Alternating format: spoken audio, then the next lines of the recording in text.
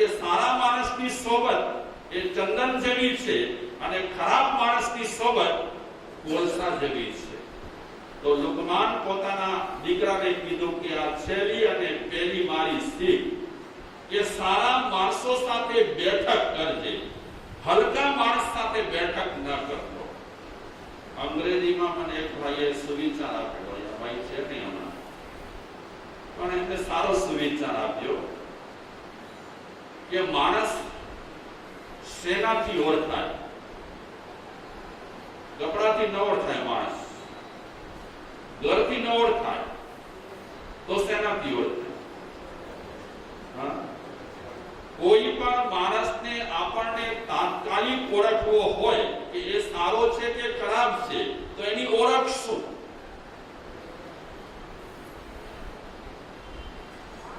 એ માણસ કેવા માણસોની સાથે બેસે છે એના પરથી એ માણસ ઓળખાય. એની સાથે કાંઈ પરિચય ન હોય આપણો, એની આપણે વિશેષ જાણતા પણ ન હોઈએ, તે છતાં પણ માણસને ઓળખવાની આ એક રીત રહેલી છે. સારો માણસ હશે એ લગભગ ટ્રાય કરીને કેવા લોકો વચ્ચે બેસશે, એની બેઠક કેવા લોકો સાથે હશે? સારા માણસો સાથે. અને દુષ્ટ માણસ હશે, હલકો માણસ હશે, તો એની બેઠક એવા લોકો સાથે હશે. એક વિચારક તો એમ કહે છે કે એક વખત તમે તમારા ઘરનું મને બેડરૂમ બતાવો, યા તો તમે એક વખત તમારા ઘરનું મને દીવાનખાનું બતાવો. તમે શું કહો દીવાનખાનાને? હા, એ બેમાંથી ગમે તે એક રૂમ બતાવો. આ તમારું રૂમ જોયા પછી હું કહી દઈશ કે તમે કેવા રહેલા છો. શેના પરથી ખબર પડે? જાદુ હશે, કાંઈ ચમત્કાર હશે, કાંઈ ઇલમ હશે કે બેડરૂમમાં દાખલ થાય કે દીવાનખાનામાં દાખલ થાય અને માણસ વિશે એ કહી શકે કે માણસ સારો છે કે ખરાબ છે. તમારા દીવાનખાનામાં, તમારા બેડરૂમમાં કેવા પુસ્તકો રહેલા છે, એ પુસ્તકોના આધારે પણ નક્કી થતું હોય છે માણસ કેવો છે. સારો માણસ ક્યારે પણ પોતાના બેડરૂમમાં કે દીવાનખાનામાં હલકા પુસ્તક નહીં રાખે, સારા પુસ્તક રાખશે. સારો માણસ. અને ખરાબ માણસ પ્રાય કરીને બેડરૂમમાં કે દીવાનખાનામાં એના જેવા જે પુસ્તકો રાખશે, તો પુસ્તકોના આધારે પણ માણસ નક્કી થતો હોય છે ખરાબ છે કે સારો છે. અને કોઈની સાથે બેઠક કરતા કરતા પણ એ માણસ કેવો છે એનો નિર્ણય લેવાતો હોય છે. શરાબની દુકાનમાં કોઈ પણ માણસ બેસે, ભલે એ શરાબ ન પીએ,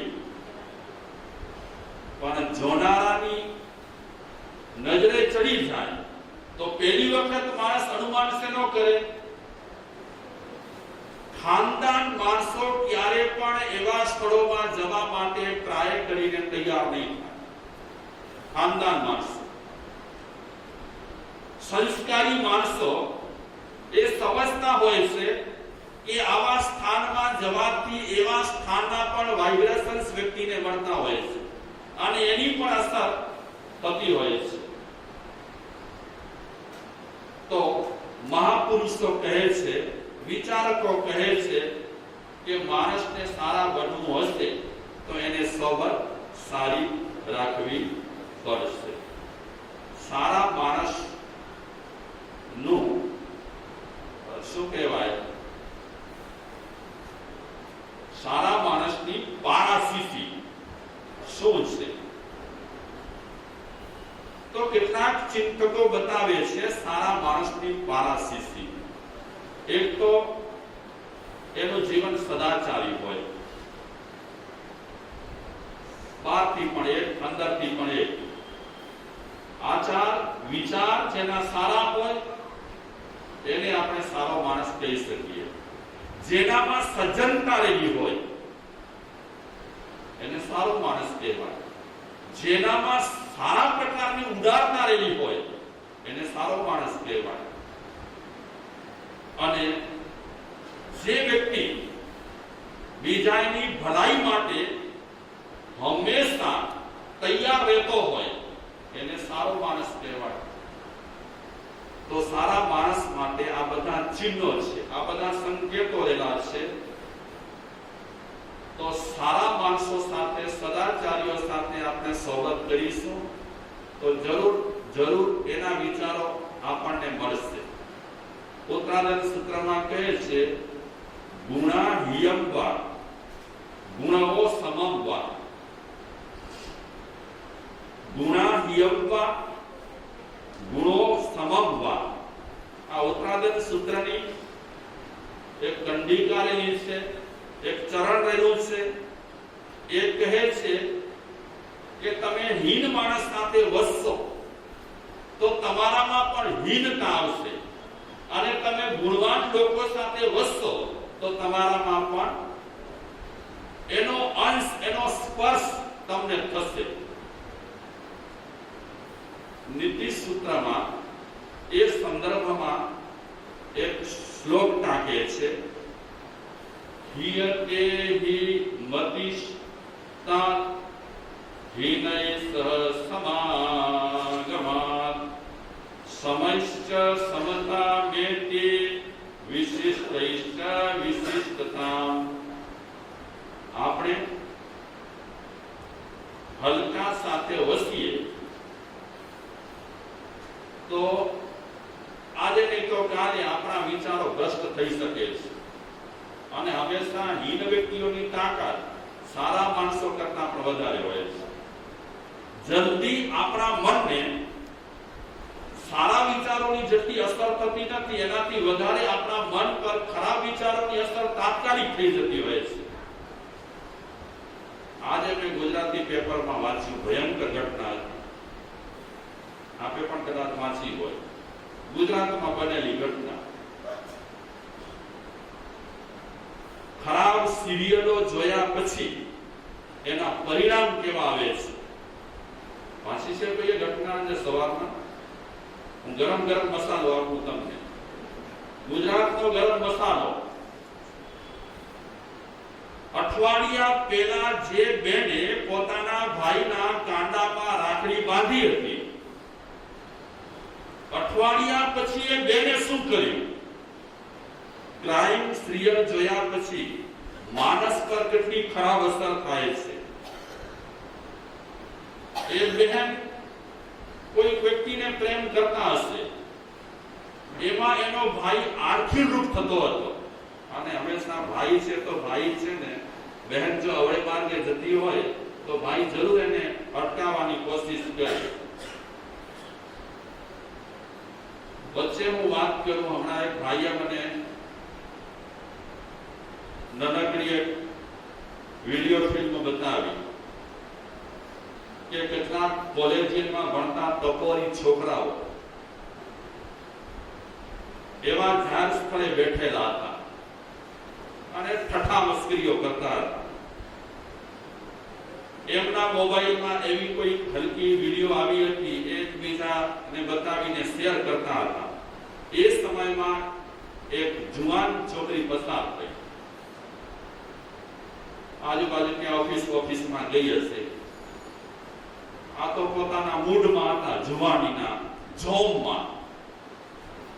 એ છોકરાઓ આપસમાં વાતો કરવા લાગ્યા કે હમણાં જે છોકરી પસાર થઈ એની સાથે આપણે છેડછાડ કરીએ. આજના સમયમાં છોકરીઓને એકલા કરવું ઘણો જોખમ છે. મા બાપ ખરેખર હિંમતવાળા છે આજના, કે ગમે તે કારણસર એકલી છોકરીઓને ઘરમાંથી યા તો ભણવા માટે યા તો જોબ માટે શું કરવી પડે છે? મોકલવી પડે છે.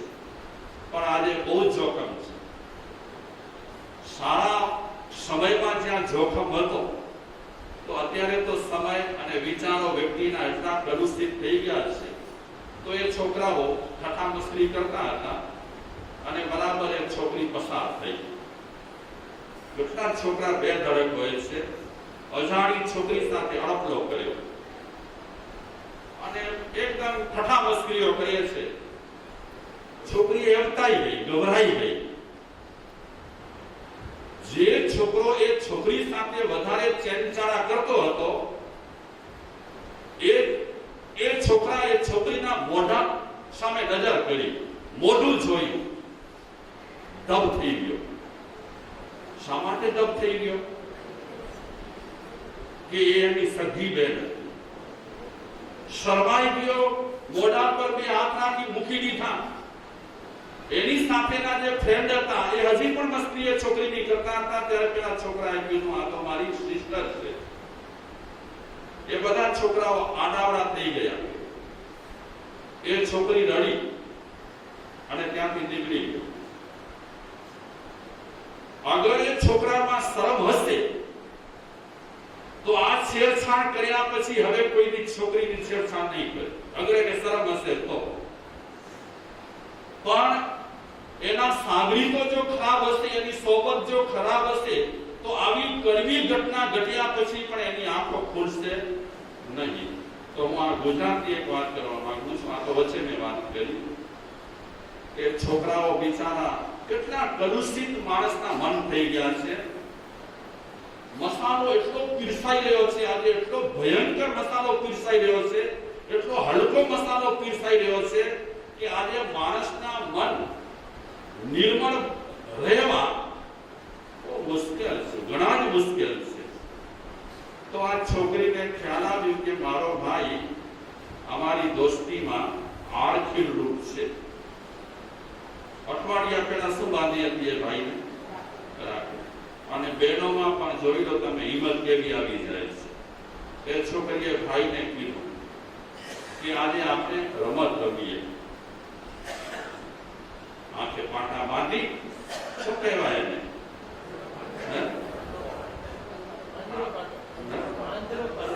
આંધળો પાટો, પાટો ને વળી આંધળો.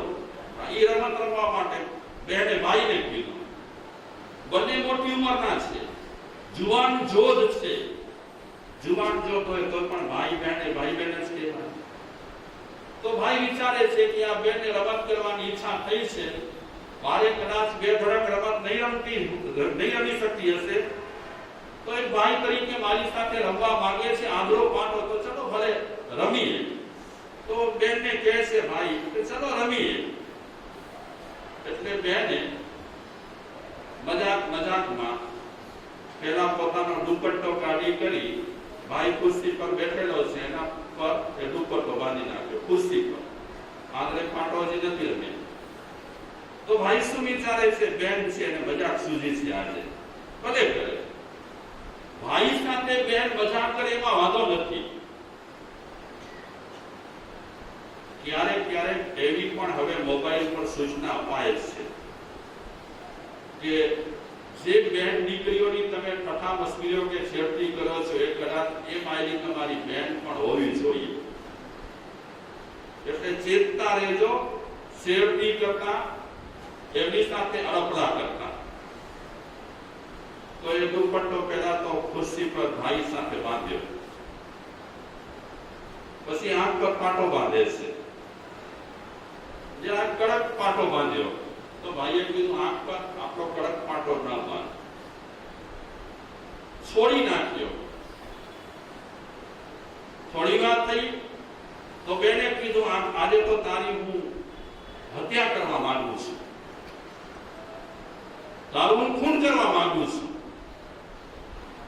બેન ની આ વાત સાંભળી અને ભાઈ વિચારે છે આજે બેનને ટીખર બહુ સૂજી છે, મારી બેન મારું ખૂન કરે. ભાઈને બહુ વિશ્વાસ, પણ એ બેન રસોડામાં જઈ ચપ્પુ લઈ આવી. ભાઈ હજી કઈ વિચારે એનાથી પહેલા તો ચપ્પુના ઘા ભાઈના શરીરમાં કરી દીધા. લોહીના ફુવારા છૂટ્યા. એ ભાઈ પ્રતિકાર કરે કે અટકાવે એનાથી પહેલા બેભાન થઈને પડી ગયો. આવા બનાવ બને છે. અને આવા સમયમાં તો હવે સોબતની અને તેમાં પણ સારી સોબતની બહુ જરૂર છે. ઘણી સારી સોબતની જરૂર છે. આજના આવા કલુષિત અને ગંદા વાતાવરણમાં જો સોબત સારી નહીં હોય તો બિચારા નાના નાના જે છોકરાઓ રહેલા છે એમની હાલત, એમનું જીવન વેડફાઈ જશે, ખરાબ થઈ જશે. તો પ્રસ્તુત શ્લોકની હું વાત કરવા માંગુ છું. આપણે હીન સાથે વસીએ, હીન લોકો સાથે વસીએ, હલકા લોકો સાથે વસીએ તો આપણામાં પણ હલકા વિચારો આવે. પછી એ શ્લોકમાં કહે છે કે આપણે મધ્યમ વિચાર ધરાવનાર વ્યક્તિ સાથે વસીએ તો એમના જેવા મધ્યમ વિચારો આપણામાં આવે.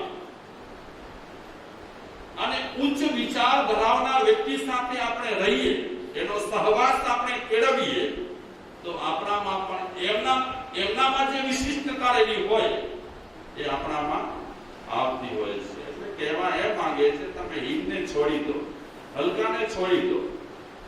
ગમે તેવા તમારા વિચાર મજબૂત રહેલા હોય પણ હલકાના સંસર્ગમાં સતત આવ્યા પછી આપણા મનના વિચારો બગડ્યા વગર રહેતા નથી.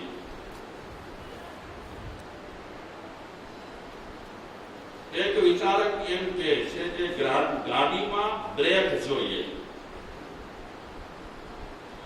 કાર હોય કાર, એમાં બ્રેક જરૂરી છે. હાથી પર અંકુશ જોઈએ, ઘોડાને લગામ જોઈએ અને બળદને શું જોઈએ? નાથ જોઈએ. બ્રેક વિનાની ગાડી ખતરનાક. એ તો મારા કરતા તમે વધારે અનુભવ કરો. બ્રેક ફેલ ગાડી હોય અને સસ્તામાં તમને મળતી હોય મુસાફરી માટે તો આ મારા ને. બીજી ગાડી વાળા કહે છે 1000 રૂપિયા અને એ ગાડી વાળો કહે છે 100 રૂપિયા, પણ બ્રેક ફેલ છે. બ્રેક ફેલ કાર હાનિકારક છે, એ માણસ જાણે છે, એટલે ટ્રાય કરીને એની પસંદગી નહીં કરે. બ્રેક વિનાની ગાડી હાનિકારક અને અંકુશ વિનાનો હાથી એ હાનિકારક છે.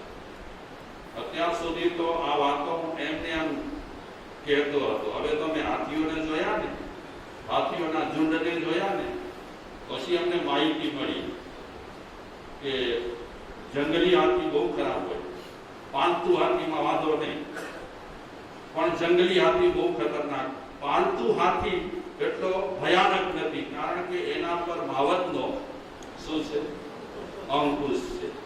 અંકુશ વિનાનો હાથી ખતરનાક અને લગામ વિનાનો ઘોડો ખતરનાક.